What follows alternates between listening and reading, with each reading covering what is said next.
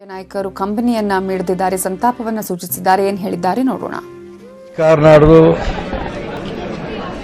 ಇವತ್ತು ನಿಧನರಾಗಿದೆ ಅಂತ ಕೇಳಿ ತುಂಬ ದುಃಖ ಆಯಿತು.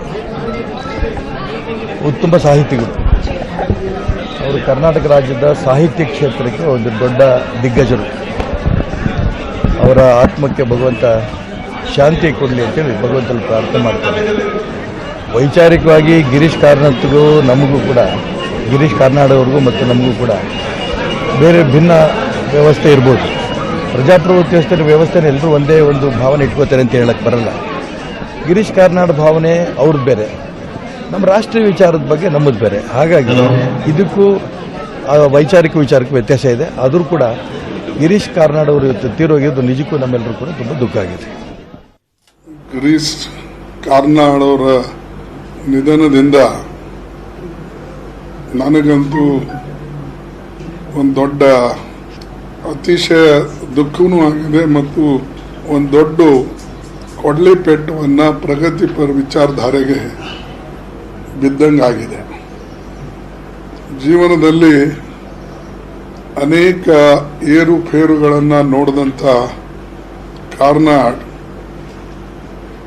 ಅವರು ಪ್ರಥಮವಾಗಿ ಸಿರ್ಸಿಯಲ್ಲಿ ಪ್ರಾಥಮಿಕ ತನ್ನ ವಿದ್ಯಾಭ್ಯಾಸ ಮಾಡಿ, ತದನಂತರ ಧಾರವಾಡದಲ್ಲಿ ತನ್ನ ಡಿಗ್ರಿಯನ್ನು ಮುಗಿಸಿ, ಆಮೇಲೆ ಆಕ್ಸ್ಫರ್ಡ್ ಯೂನಿವರ್ಸಿಟಿಯಲ್ಲಿ ಕೂಡ ವಿದ್ಯಾಭ್ಯಾಸವನ್ನು ಮಾಡಿ, ಅಲ್ಲಿಯೂ ಕೂಡ ವಿಸಿಟಿಂಗ್ ಪ್ರೊಫೆಸರ್ ಆಗಿ ಕೆಲಸ ಮಾಡಿ, ಸಾಹಿತ್ಯದಲ್ಲೂ ಕೂಡ ಅಷ್ಟೇ ಅವರ ದೊಡ್ಡ ಕೊಡುಗೆ ಇದೆ. ಗುಬ್ಬಿ ವೀರಣ್ಣ ನಾಟಕ ಮಂಡಳಿ ಹಿಡ್ಕೊಂಡು ಸಿನಿಮಾ ಥಿಯೇಟರ್ವರೆಗೆ ಅವರು ಕೆಲಸವನ್ನು ಮಾಡಿದ್ದಾರೆ.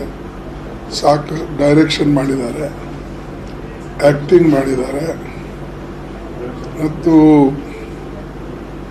ಅನೇಕ ಅಕಾಡೆಮಿಗಳ ಸದಸ್ಯರಾಗಿ ಮತ್ತು ಅದರ ಅಧ್ಯಕ್ಷರಾಗಿ ಕೆಲಸ ಕೂಡ ಮಾಡಿದ್ದಾರೆ. ಎಲ್ಲಕ್ಕಿಂತ ಮಿಗಿಲಾಗಿ ನಮಗೆ ಕರ್ನಾಟಕಕ್ಕೆ ಹೆಮ್ಮೆ ಏನಂದರೆ, ಸುಮಾರು ಏನು ನಮ್ಮ ಈಗ ಸದ್ಯಕ್ಕೆ ನಮ್ಮಲ್ಲಿರ್ತಕ್ಕಂಥ ಜ್ಞಾನಪೀಠ ಅವಾರ್ಡಿಗಳೇನಿದ್ದಾರೆ, ಆ ಜ್ಞಾನಪೀಠ ಅವಾರ್ಡಿಗಳಲ್ಲಿ ಕೂಡ ಅವರು 1998ರಲ್ಲಿ ಅವರಿಗೆ ಈ ಅವಾರ್ಡನ್ನು ಸಿಕ್ಕಿತ್ತು.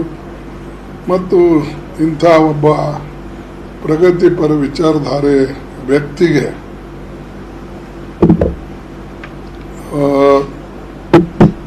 ಅನೇಕ ಕೊಡುಗೆಗಳನ್ನು ಸಮಾಜ ಅವರನ್ನು ಗುರುತಿಸಿ, ಸರ್ಕಾರ ಅವರನ್ನು ಗುರುತಿಸಿ, ಸಾಹಿತಿಗಳು ಎಲ್ಲರೂ ಗುರುತಿಸಿ ಅವರಿಗೆ ಒಂದು ರಾಷ್ಟ್ರದ ಮತ್ತು ರಾಜ್ಯ ಮಟ್ಟದ ಅನೇಕ ಹಿರಿಯ ಸಾಹಿತಿಗಳಾದಂಥ ಗಿರೀಶ್ ಕಾರ್ನಾಡ್ ಅವರು ನಿಧನರಾಗಿದ್ದು ನಮ್ಮೆಲ್ಲರಿಗೂ ದುಃಖವನ್ನು ತಂದಿದೆ. ಅನೇಕ ವರ್ಷಗಳಿಂದ ತಮ್ಮದೇ ಆದಂಥ ಸಾಹಿತ್ಯ ಕೃಷಿಯಲ್ಲಿ ತೊಡಗಿದ್ರು. ಅವರ ನಿಧನಕ್ಕೆ ನಾನು ಸಂತಾಪವನ್ನು ವ್ಯಕ್ತಪಡಿಸ್ತೇನೆ. ಅವರ ನಿಧನದ ದುಃಖವನ್ನು ಭರಿಸಲಿಕ್ಕೆ ಅವ್ರ ಕುಟುಂಬದವರಿಗೆ ಶಕ್ತಿಯನ್ನು ಕೊಡಲಿ ಅಂತ ಪ್ರಾರ್ಥಿಸ್ತೇನೆ. ಈ ನಾಡಿನ ಸಾಹಿತಿ ಕಲಾವಿದ ಗಿರೀಶ್ ಕಾರ್ನಾಡ್ ಅವರು ನಮ್ಮನ್ನು ಅಗಲಿದ್ದಾರೆ. ಅವರು ನಮ್ಮನ್ನು ಅಗಲಿದಂಥ ಈ ಸಂದರ್ಭದಲ್ಲಿ ಅತೀವ ಸಂತಾಪವನ್ನು, ದುಃಖವನ್ನು ನಾವು ವ್ಯಕ್ತ ಮಾಡ್ತೀವಿ. ಜ್ಞಾನಪೀಠ ಪ್ರಶಸ್ತಿ ವಿಜೇತರು ಇವತ್ತು ನಮ್ಮ ಜೊತೆ ಇಲ್ಲ, ನಮ್ಮ ಕನ್ನಡ ನಾಡಿನ ಪುತ್ರ ನಮ್ಮ ಜೊತೆ ಇಲ್ಲ. ಅದಕ್ಕಾಗಿ ನಮ್ಮ ಸಂತಾಪವನ್ನು ನಾವು ಭಾರತೀಯ ಜನತಾ ಪಾರ್ಟಿ ವ್ಯಕ್ತ ಮಾಡುತ್ತೆ.